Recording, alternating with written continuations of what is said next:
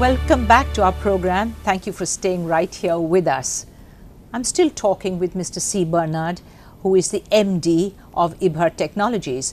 Now, when we took a break, you were telling me and giving me figures about the US, and I was just wanting to elaborate a little more on that point, Bernard.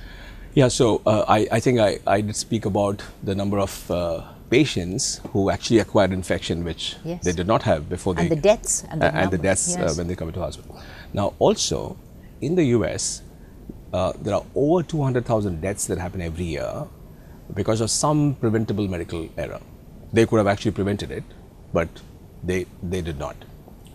Now, these numbers have, quite a bit of significance, because now if I take US, I think is like what I think it is possibly one fourth the size of our country,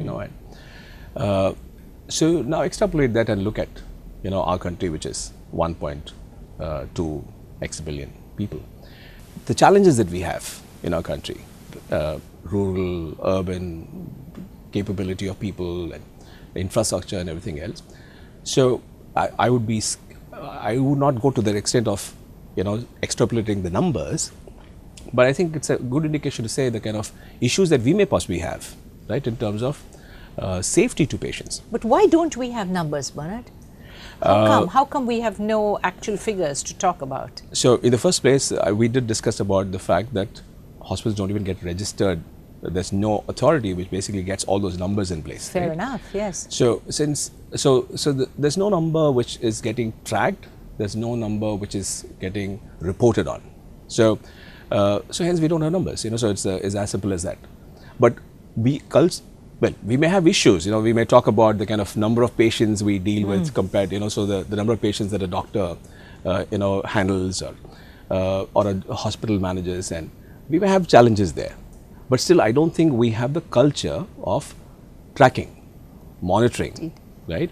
And that's exactly, Jenifer, where we're trying to play a role. How do you help organizations to bring about the change in culture? So tell me then, your Ibhar Technologies, what exactly? So you provide what, technology solutions to the hospitals? Is that the way it works for you? Okay, so we do more than that, but we do that using technology. So for example, let's say for argument's sake, there are 90,000 hospitals in the country, right? And it's in both the rural as well as urban areas, right?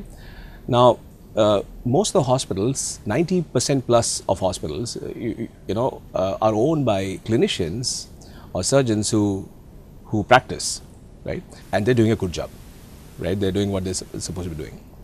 Now, we don't have evolved processes and practices and things that they need to be doing, because there are various grades of people, various capabilities of all of the stuff. It could be right from the lift person to the nursing staff and so on and so forth. We have challenges of not having the right number of people, and and all that kind of thing.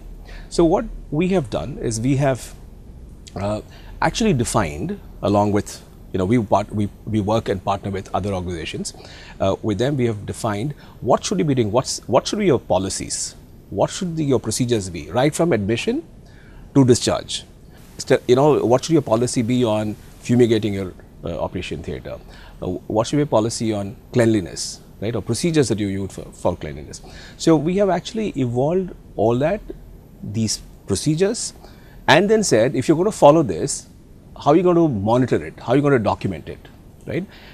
And we've aligned this to the standards defined by NABH.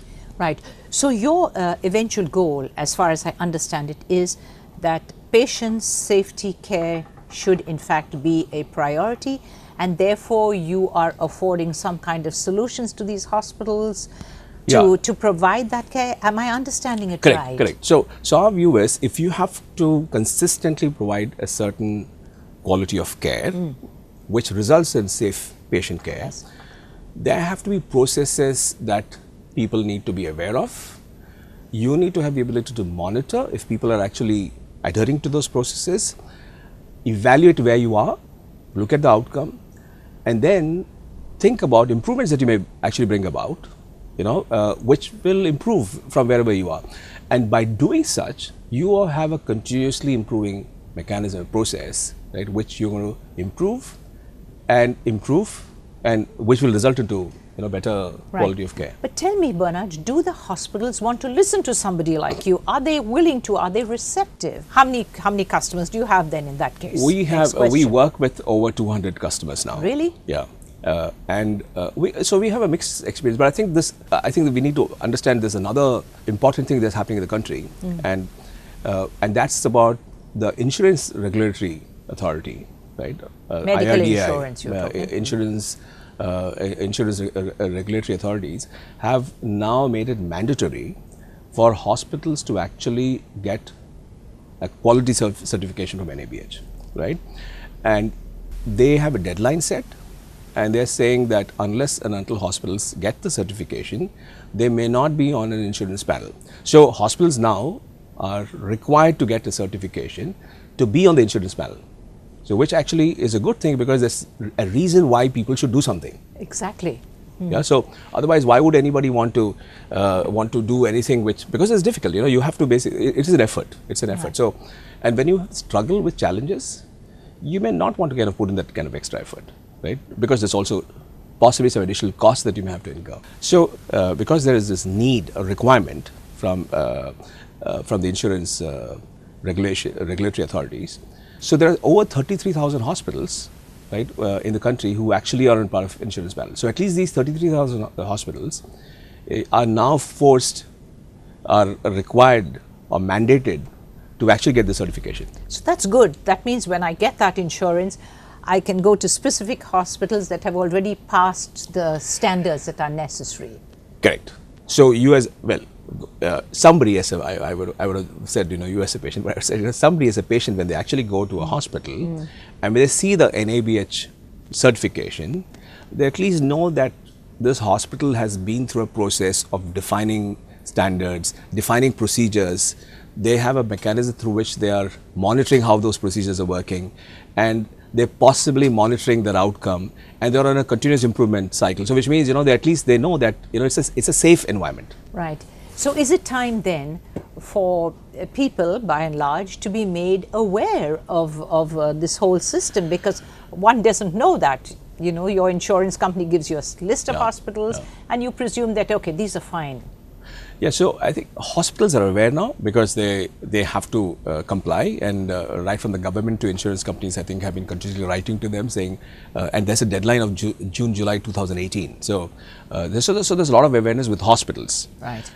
I don't really think there's enough happening in our country where patients are being made aware. Right. I'm going to come back on the next segment, and we're going to specifically talk about that.